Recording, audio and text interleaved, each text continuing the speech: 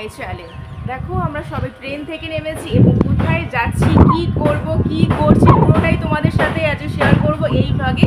আর এটাই আমার first blog, তো আশা করি সবাই তোমরা দেখবে এবং আমাকে সাপোর্ট করবে আর সবাই আমার পাশে থেকো। আর চলো এবার দেখতে থাকো আমি কোথায় যাচ্ছি, কি করছি। চলো, আজকে আমার হাজবেন্ড হচ্ছে ক্যামেরাম্যান, তো চলো যাওয়া যাক। দেখো গাইস, ট্রেন থেকে নামলাম আর বৃষ্টি। আমরা আসার সময় আমরা আজকে বেরিয়েছি ভোর কটা 4টের সময়, না তখনও বৃষ্টি হচ্ছিল। আর এখনো ট্রেন থেকে নেমেছি, প্রচুর বৃষ্টি হচ্ছে। কি করে আমরা বকখালি যাবো এখনো বুঝতে পারছি না, দেখা যাক কি হয়। খারাপ একদম এই বৃষ্টি, বৃষ্টি দেখাও দেখাও সবাইকে, দেখো কি হারে বৃষ্টি। এমন বৃষ্টি হচ্ছে, একদম ভালো লাগছে না। কোথাও যাওয়ার সময় ভাবলাম আজকে ভালো করে এনজয় করবো, অনেক ভিডিও শুট করবো, ফটো শুট করবো, ব্যাস কিছুই হবে না, সব বেকার বেকার আসা হয়ে গেছে। চলো দেখি তোমাদের জন্য আর কি করতে পারি।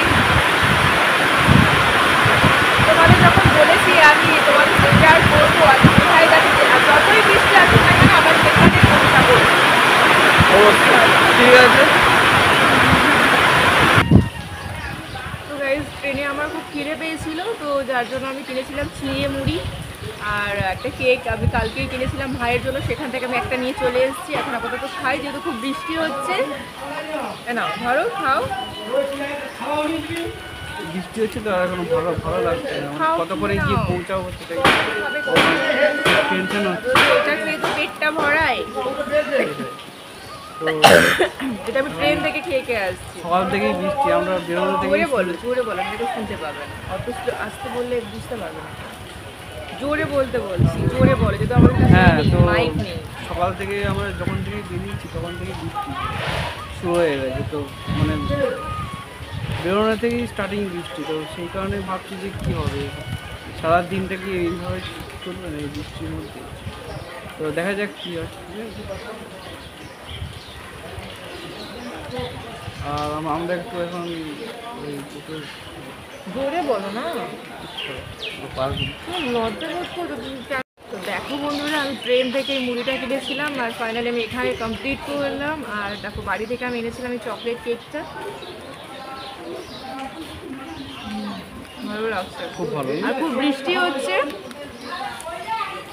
খুব বৃষ্টি হচ্ছে, তো এখন যেতে পারছি না, ওই জন্য স্টেশনে বসে আছি। বৃষ্টিটা কমলেই আমরা বেরিয়ে যাব। খুব ভালো খেতে না, একদম খুব ভালো ভালো লাগছে। দেখো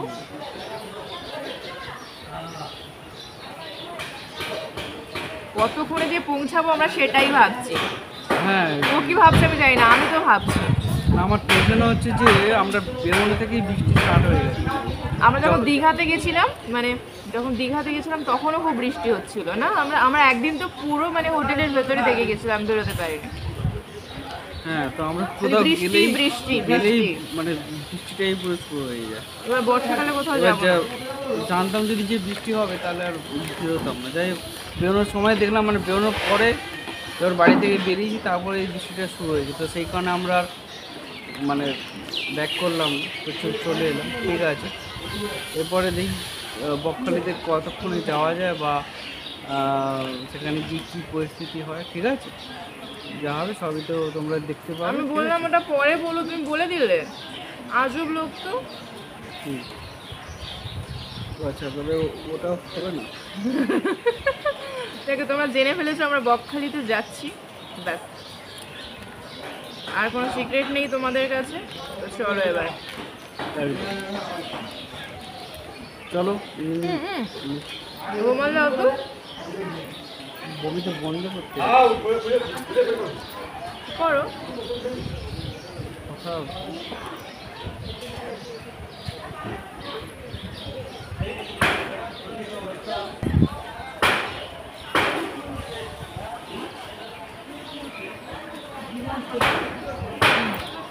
জলটা খাওয়া হয়ে গেছে, এবারে আমরা জল খাওয়া ফিনিশ, এবার আমরা বেরোবো। চলো এবার গাইজ, তো নামখানা দেখো, স্টেশন থেকে আমরা বেরিয়ে গেছি, এবার চলো সিধা হেঁটে চলে যাব। কি টোটোতে যেতে হবে? হ্যাঁ, এখন আমরা টোটোতে করে যাব, ও। ঠিক আছে, বাস স্ট্যান্ড অবধি, তারপরে বাস থেকে আমরা একদম বকখালি, ঠিক আছে। বকখালি। তো এটা হলো নামখানা মানে স্টেশন, বক নেই। ঠিক আছে। এই যে খুব সুন্দর করেছে স্টেশনটা। জায়গাটা ভীষণ সুন্দর, আমার খুব ভালো লাগছে। তাই হ্যাঁ, এখন একটু রোদ উঠেছে।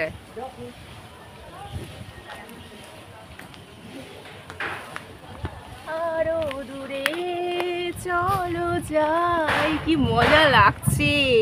এই টোটোগুলো যায় নাকি? হ্যাঁ, ও আচ্ছা আচ্ছা। এই যে এপাশে টোটো আছে সব দাঁড়িয়ে, এই যে অনেক রোদ। টোটোগুলো, ঠিক আছে, এই টোটোগুলো থেকে আমরা যাব। হ্যাঁ, তো ঠিক আছে, চলো। টোটোতে উঠবো এবার।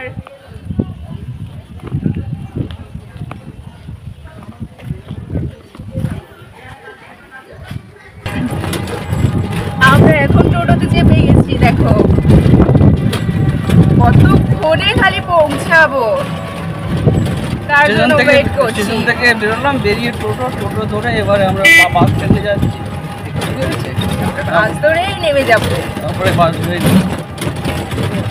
বকখালিতে এসেছিলাম অনেক ছোটবেলায়, এখন এলাম বরের সাথে। তখন মা বাবার সাথে এসেছিলাম, এখন এলাম বরের সাথে।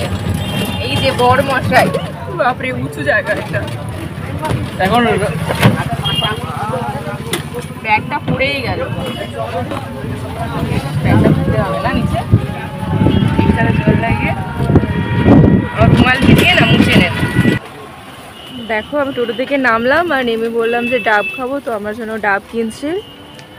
দেখো এখানে ডাবগুলো কি বড় বড়। ও ডাব একদমই খেতে চায় না, ওকে আমি জোর করে বললাম তুমি এই ডাবটা খাও, তারপরে আমার জন্য আর একটা কাটবে। সব কিছু ওকে জোর করে খাওয়াতে হয়, ও ফল ডাব টাব কিছুই খায় না। ডাবটা তো খেতেই হবে, গরমের সময় খাবো। তাই? ঠিক আছে, তাই না? বাহ।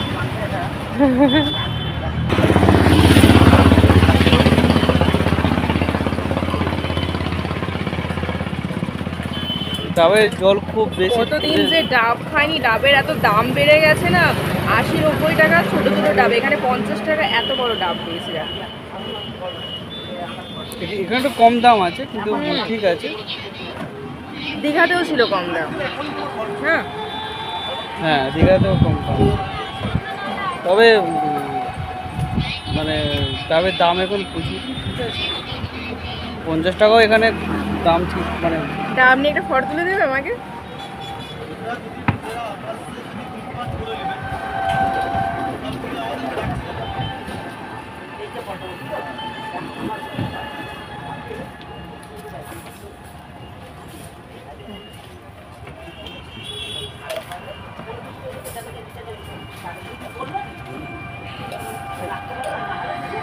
তো বন্ধুরা, ফাইনালি আমরা বকখালিতে এসে গেছি। আমার ভিডিওটা সম্পূর্ণ দেখার জন্য তোমাদের অসংখ্য ধন্যবাদ। সবাই খুব ভালো থেকো এবং সুস্থ থেকো।